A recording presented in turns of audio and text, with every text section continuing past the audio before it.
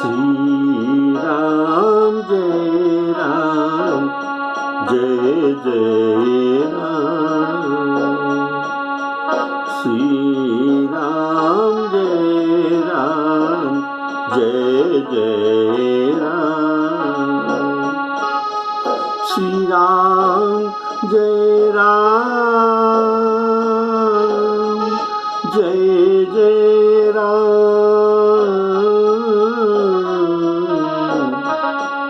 श्री राम जय राम जय जय राम। श्री राम जय राम जय जय राम।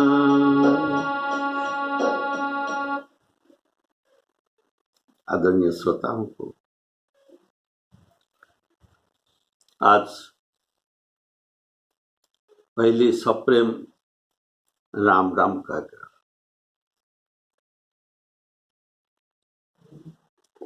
सुंदर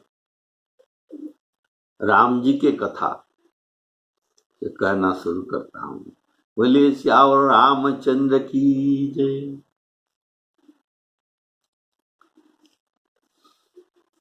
आप पिछले प्रवचन में,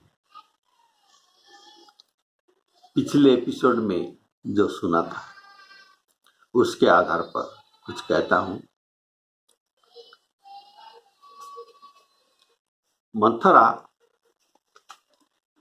कैकेयी के सामने ऐसे भाव प्रकट करता है कि वह ही केवल उनकी हितैषी है और जो कुछ है कोई भी हितैषी अयोध्या में इनका नहीं है। राजा दशरथ, कौशल्या और राम उनके शत्रु है। इसीलिए वे कहते हैं कि भयेउ पाख दिन सजत समाजो। पाख 15 दिन से ये काम बस चल रहा है, तुमको पता नहीं। भयेउ पाख दिन सजत समाजो। तुम पाई सुधी मोहि सन आजो। ये बात कहकर राजा को मंथरा ने कुटिल बना दिया और रचि प्रपंचु भूप हे अपनाई। रचि प्रपंचु भूप ही अपनाई। राम तिलक हित लगन धराई। कौशल्या ने राजा को हाथ करके राम जी के तिलक के लिए लग्न को निकाल दिया। ऐसा कहकर ये कौशल्या के साथ भी बैरी भाव उत्पन्न कर दिया। अर्थात ये कौशल्या चतुर है, परम चतुर, तो ये भी शत्रु है। ये चतुरता के कारण इनका भाव कोई जान नहीं सकते। और राम जी के बारे में कहता है जैसा कमल को सूर्य प्रस्फुटित कराता है, पोषण कराता है, लेकिन एक दिन ऐसा भी होता है इनके ऊपर ये धूप प्रयोग करके जल को सुखा देता है और कमल वन को ध्वंस कर देता है। और ये सूर्य कौन है? ये सूर्य है राम जी। तो राम जी बड़ा कठोर है। जैसे कठोर हृदय होकर सूर्य कमल वन को भस्म कर देते हैं, ऐसे राम जी भी कठोर है। इसलिए राम जी भी तेरी शत्रु है। ऐसा ये ये समझाते हैं। राभानो कमल कुल पोष निहारा, बिनु जल जारी करई सोई छारा। श्री राम जय राम जय जय राम। ऐसा कहकर राम जी के निष्ठुरता का प्रतिपादन किया। मंथरा कहती है, देखो 14 दिन तक मैं राम के अभिषेक बात को छिपा कर रखा था। अगर आज ये बात कई को न कहोगी तो उनका सर्वनाश हो जाएगा। इसीलिए आपको आज मैं कहती हूं, ये अंतिम दिन है। देखो, जब से मैं ये हुकूमत के बारे में मुझे पता चला, तब से मैं दिन में नहीं खाती हूँ और रात में नहीं सोती हूँ। जब ते कुमत सुना मैं भामिनी, भूख न बासर नींद न जामिनी।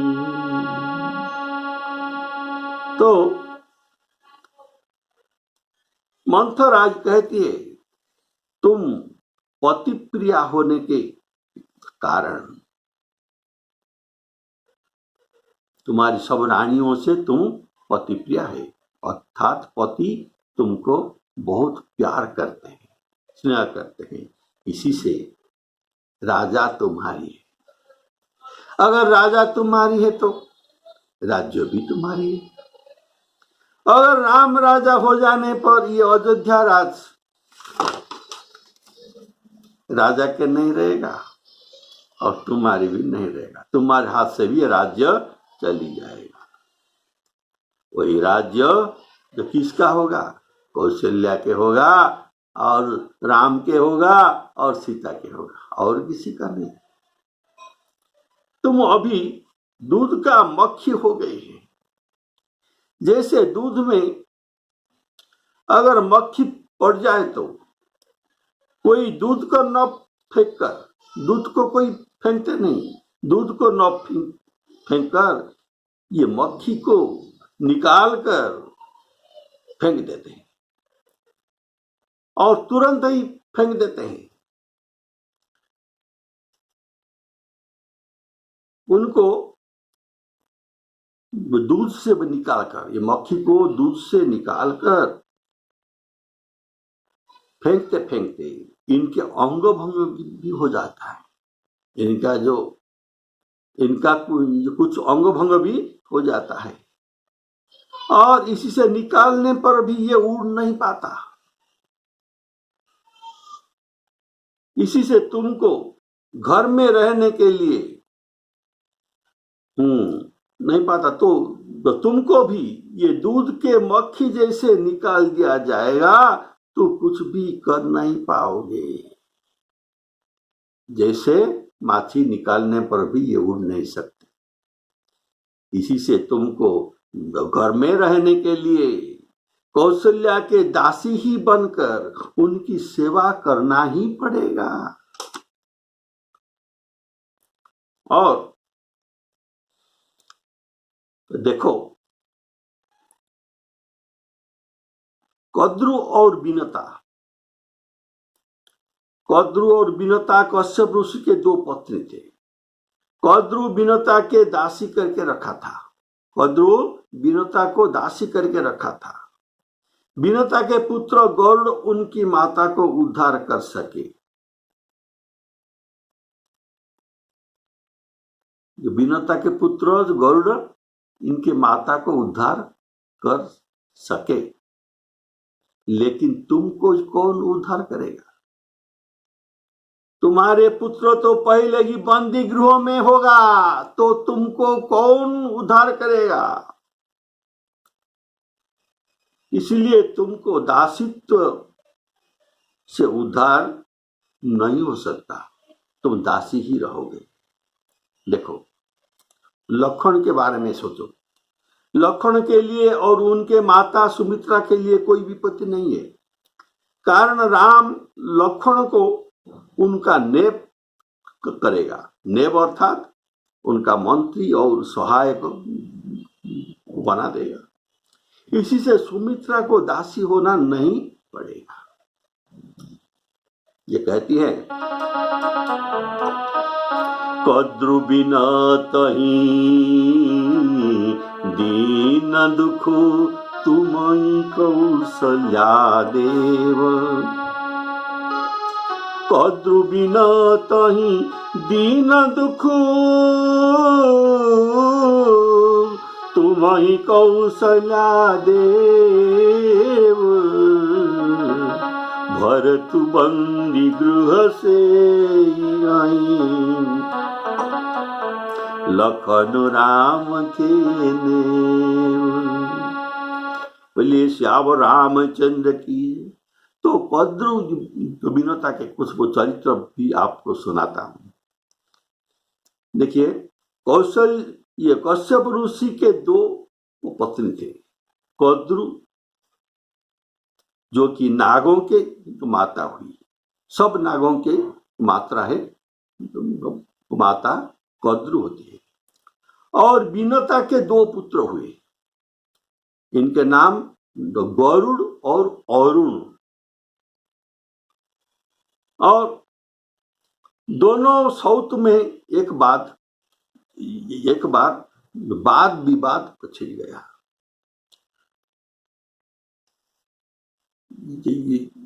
ये बात यही है था कि सूर्य के रथ में जो उच्च श्रम अश्व का पूछ का रंग क्या है। सूर्य के रथ का जो अश्व है, जो अश्व उच्च श्रम अश्व, उसका पूछ का रंग क्या है। इसका देह का रंग धला है, सफेद है, लेकिन इनका पूछ का रंग क्या है। तो कद्रु ने कहा, और तो कद्रु ने कहा ऐसा, और विनता ने कहा। इसी पर जो विनता उत्तर देती है कि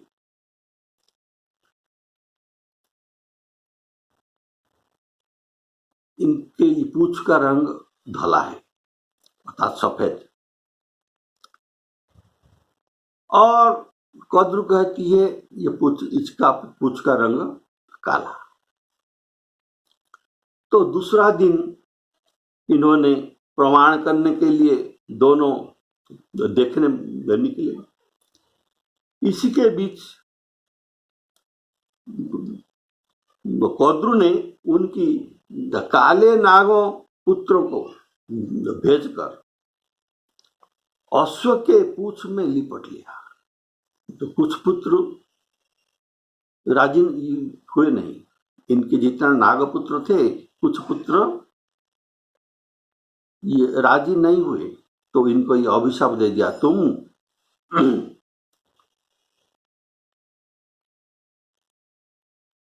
परीक्षित के पुत्र जन्म जय के यज्ञ में तुमको आहुति देकर तुम भस्म हो जाओ।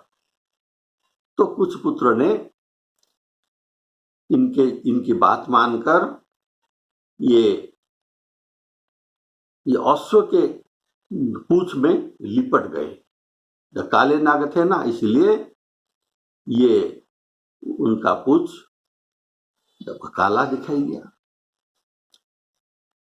बोलिए श्याम रामचंद्र की जय। इनका पूछ धला था, सफेद था, लेकिन नागों के लिपट जाने पर बाहर को काला प्रतीयमान हुआ था।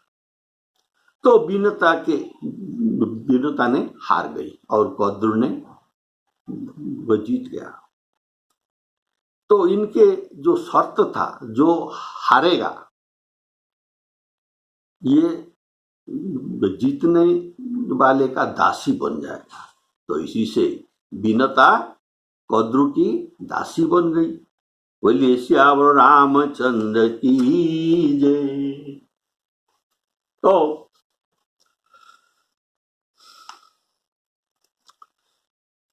तो विनता को दासित्व से मुक्त कराने के लिए गरुड़ जी उनको पूछे, तुम मेरे माता को, उनके पुत्रों को पूछे से नागों को, तुम मेरे माता को कैसे मुक्त करोगे और तुमको क्या चाहिए? तुमको क्या चाहिए? जैसे आजकल किडनैप होता है और उनको क्या चाहिए ये देने पर ये उनको छोड़ देते हैं, तो ऐसे नागों को क्या चाहिए ये पूछे तो नागों ने कहा, अगर तुम हमको अमृत ला कर दोगे तो हम आपके माता को दासित्व से वो छोड़ देंगे। तो ऐसा ही हुआ, ये स्वर्ग को गए तो गरुड़ और देवताओं के साथ युद्ध करके अमृत लाए। अमृत का जो घट था ये नागों के आगे रख दिया गया और नागों ने सोचा हम स्नान करके आते हैं और इसके बाद इस अमृत को पाएंगे। जब ये स्नान कर और इस ये तब तो गरुड़ जी के माता को विनता को ये छोड़ दिए और ये स्नान करने के लिए गए। इसी के बीच इंद्र ने आकर ये अमृत घट को लेकर चले गए। बोले श्यावर रामचंद्र की जय। तो अमृत घट जो रखा गया था ये तीखी धार वाली जो कुशाओं के ऊपर रखा गया था। तो जब उसने स्नान करके आया तब ये अमृत घट नहीं था और उनको अमृत भी नहीं मिला। इसी से इनके मन में आया कि अगर कुछ अमृत इस तो ये तीखी ये कुशा घास के ऊपर लग गई हो तो ये हमको मिलेगा, इसीलिए उनको जीवा से चाटने लगे। तो तीखी घास को चाटने पर इनके जीवा दो फाड़ हो गया। इसीलिए सब कहते हैं सांप का दो जीव है। बोलिए श्यावर रामचंद्र की जय। तो श्री राम जय जय राम, श्री राम जय जय राम। अर्थात ये नागों ने और कद्रुड़ जैसे छल किए थे, छल करके विनता को दासी कर दिए थे, दासी बनाए थे। अब तो वैसे भी उनके ऊपर भी छल का प्रयोग किया गया, जो अर्थात जैसा करनी वैसा भरनी। बोलिए श्यावर रामचंद्र की ये बात सुनाती है इसको कद्रु विनता के ये कथा मंथरा कैकेयी को बताया। ये कद्रु विनता को दुख दिया था, लेकिन विनता के पुत्र गरुड़ उनको छुड़ा लिए, लेकिन तुमको छुड़ाने वाला कोई नहीं रहेगा। कैकेयी मंथरा के कड़वी वाणी सुनते ही डर कर सूख गई और कुछ बोल नहीं सकती।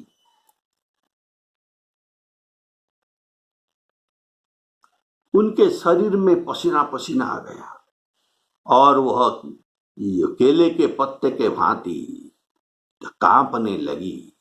तब तो कुंवरी मंथरा ने अपने जीवा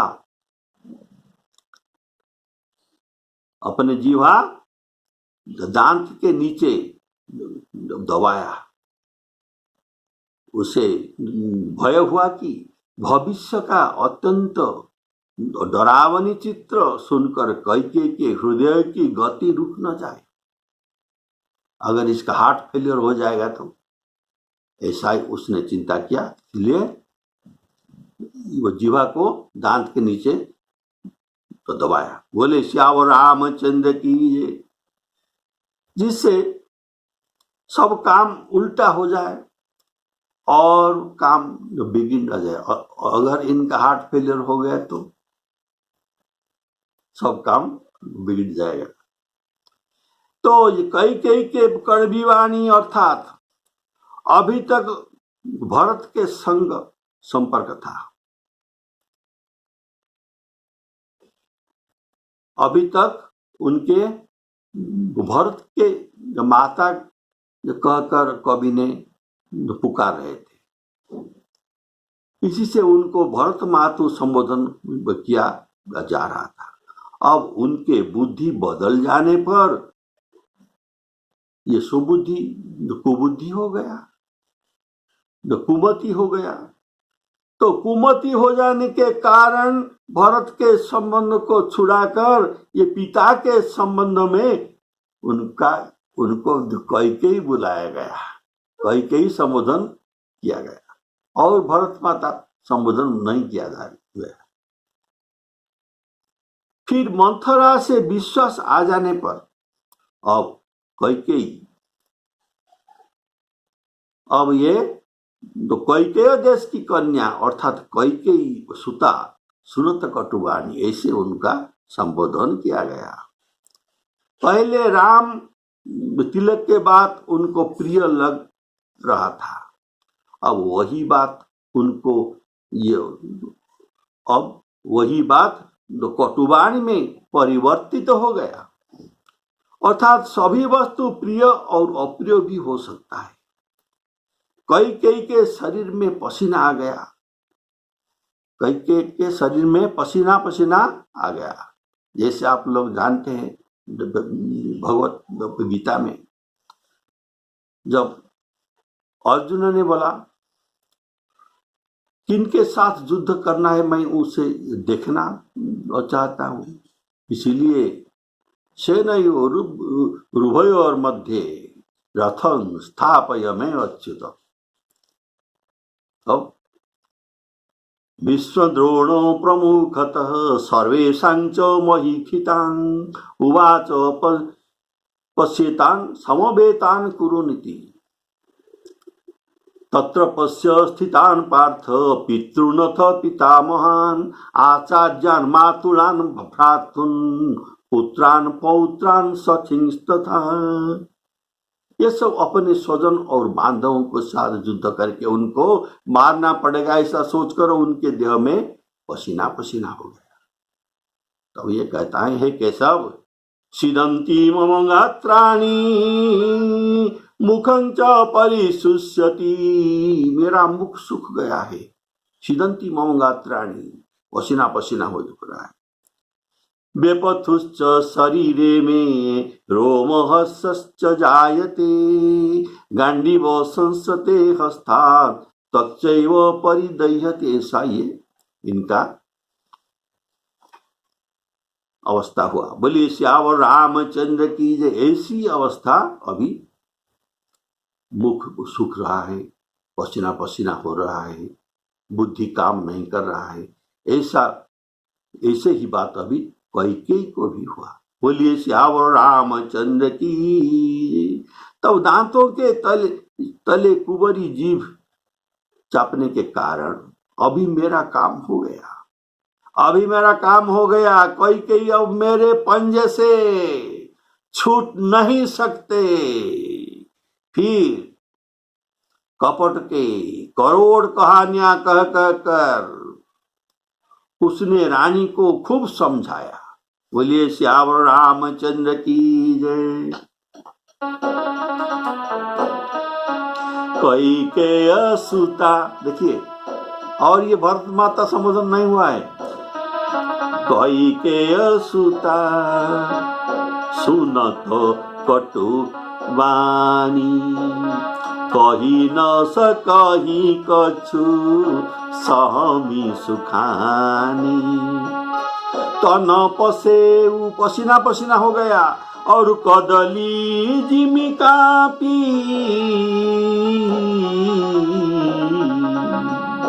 कुबरी दसन दांत जीव तब चापी कही कही कोटिक कपट कहानी धीरज धरहु प्रबोधि नानी श्री राम जय राम जय जय राम।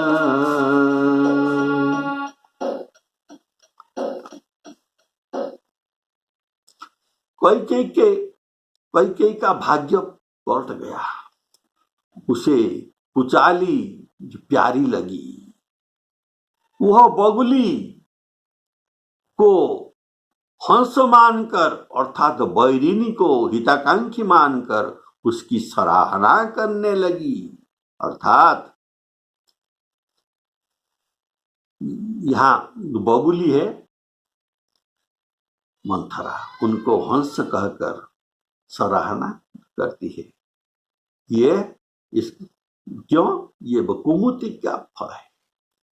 जहां कुमति है उनको संपत्ति, जहां सुमति है उनको संपत्ति मिलता है, और जहां कुमति होता है वहां विपत्ति ही मिलता है।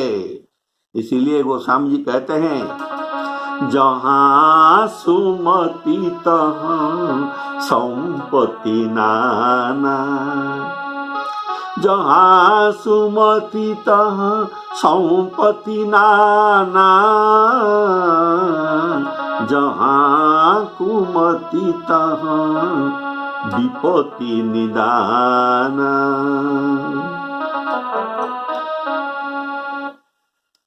मंदोदरी जब रावण को समझाते हैं तब ये समझा नहीं, तब मंदोदरी रावण को गाली देते हैं। तो क्या कहते हैं? तब कुमति बसी विपरीता, तुम्हारे हृदय में कुमति बस गई, इसलिए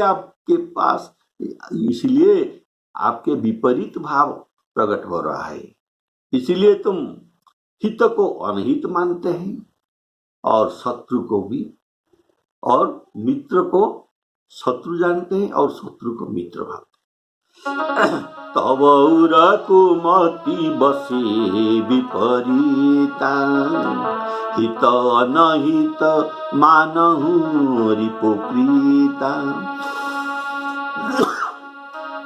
श्री राम जय राम जय जय राम। अर्थात बुद्धि में कुमति बस जाने के कारण शत्रु को मित्र और मित्र को शत्रु समझने लगी। कैकेयी ने कहा, मंथरा सुन, प्यार से बोलते, मंथरा सुन, तेरे बात सत्य है, मेरे दाहिनी आंख नित्य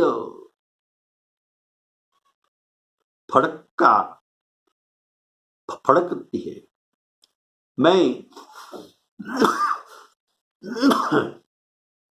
प्रतिदिन रात में बुरी सपने देखती हूं, किंतु अज्ञान के बस तुमसे कहती नहीं।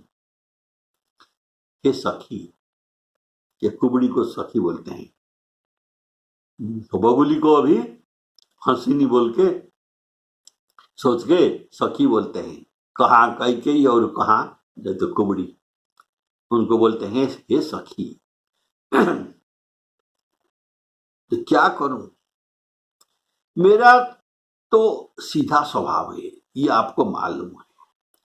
मैं दाया बाया कुछ भी नहीं जानती, मैं दाया बाया कुछ नहीं जानती, ऐसा ये कहती। फिरा करमु प्रिय लागी कुचाली, बकी सराही मानी मराली। सुनु मंथरा बात फुरी तोरी, दहिनी आँख नित फरकती मोरी। दिन प्रति देखौं राति को सपना, कहूं न तो ही मोहवश अपना। काह करऊं सखी शुद्ध स्वभाव, दाहिन बामन जानऊ काऊ। अपने और ये कहते हैं, अपने चलते मेरा जहां तक बस चला। मैंने आज तक कभी किसी का बुरा नहीं किया, फिर न जाने किस पाप से दैव ने मुझे एक ही साथ यह दुस्सह दुख दे दिया।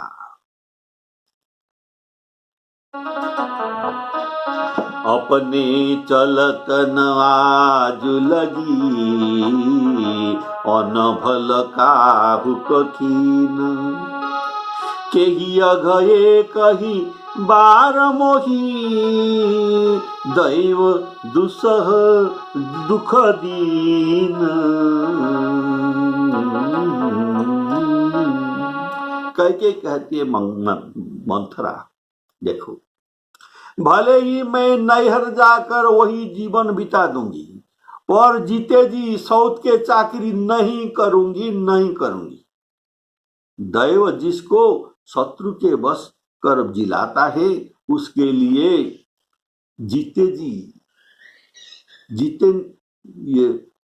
जीने की अपेक्षा मरण ही अच्छा है। अर्थात ससुराल जैसे सुख नैहर में नहीं मिलता, कारण वहां ये भाभी और भैया के बात पर चलना पड़ता है और कभी कभी ताना भी सुनना पड़ता है। रानी ने बहुत प्रकार से दीन वचन कहे, उन्हें सुनकर कुंवरी ने त्रिया चरित्र स्त्रियों का चरित्र फैलाया। वह बोली, तुम मन में ग्लानि मानकर ऐसा क्यों कह रही हो? तुम्हारी सुख और सुहाग दिनों दिन दूना ही होगा। अर्थात रात बीतने पर कल से दोनों, अर्थात ये दूसरा अर्थ है, सुख सुहाग दूना होगा। और ये दूना का भी एक अलग अर्थ है कि दो अर्थात दोनों, दो अर्थात दो, ना अर्थात दो नहीं रहेगा, दोना अर्थात दो नहीं रहेगा। अर्थात न सुख रहेगा और न सुहाग, अर्थात तुम्हारे स्वामी तुम्हारा ही होगा, ये दोनों तुम्हारे पास चले जाएंगे। नैहर जनमु करब बरु बाजा, भरब बरु जाई। जियत न करबी सवती सेवकाई,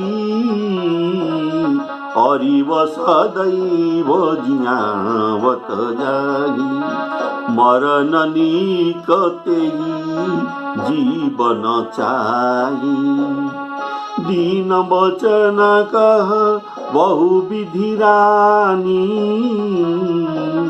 सुनी कुंवरी प्रिय माया ठानी, असकस कहु माने मनौना। सुख सुहाग तुम कहूँ दिन दूना, श्री राम जय राम जय जय राम। मंत्रा कहता है, जिसने तुम्हारे बुराई चाहिए वही परिणाम में यह बुराई रूप फल वही ही पाएगी। हे स्वामी, मैंने जब से यह कुमत सुना है तब से मुझे न तो दिन में कुछ भूख लगती है और न रात में नींद ही आती है, इसलिए मैंने ज्योतिषी के पास जाकर पूछा इसका कारण क्या है। तो उन्होंने रेखा खींचकर बताया सब मिथ्या है। उन्होंने रेखा खींचकर गणित करके निश्चय पूर्वक कहा कि इसका फल ये भरत राजा हो गए, यह सत्य बात है। हे भामिनी, तुम करो तो अर्थात पहले उनको वचनबद्ध कर देता है। तुम करो तो मैं उपाय बताऊं। राजा तुम्हारे सेवा के बस में है, तुम्हारे सब काम बन जाए। जेहि राउरती अनभलता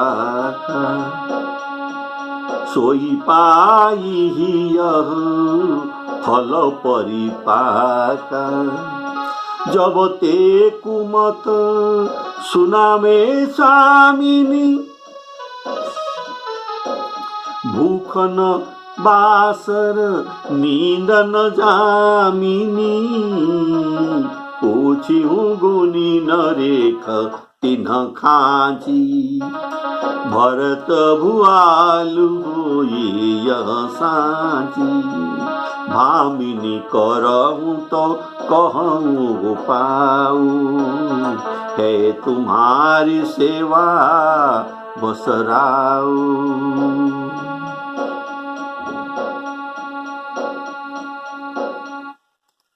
यहाँ भरत भुआलु कहने का भी एक दूसरा भाव है, सुनिए। भू अर्थात भुआलु अर्थात भू अर्थात पृथ्वी, आल अर्थात आलय। पृथ्वी आलय होगा अर्थात रहने के लिए जगह क्या होगा। मही खानी कुश साथरी सुहाई, पृथ्वी खोदकर उनमें खान बनकर और कुश के ऊपर उनका नंदीग्राम में सोना पड़ेगा। बोलिए सियावर रामचंद्र की। तो कैकेयी ने कहा, देखो तुम बोलती हैं मैं करूं तो तुम कहेंगे, ऐसी बात नहीं। मैं तेरी कहने में कुएं में गिर सकता हूं, पुत्र और पति को भी छोड़ सकता हूं। जब तू मेरा बड़े भारी दुख देखकर कुछ कहती है तो मैं भला अपनी हित के लिए उसे क्यों न करूं। परं कुपतु वचन पर सकऊं पूत पति त्यागी। कैसी मोर दुख देखी बड़ कसन कर हित लागी। श्री राम जय राम जय जय राम। श्री सीताराम अर्पणामस्तु।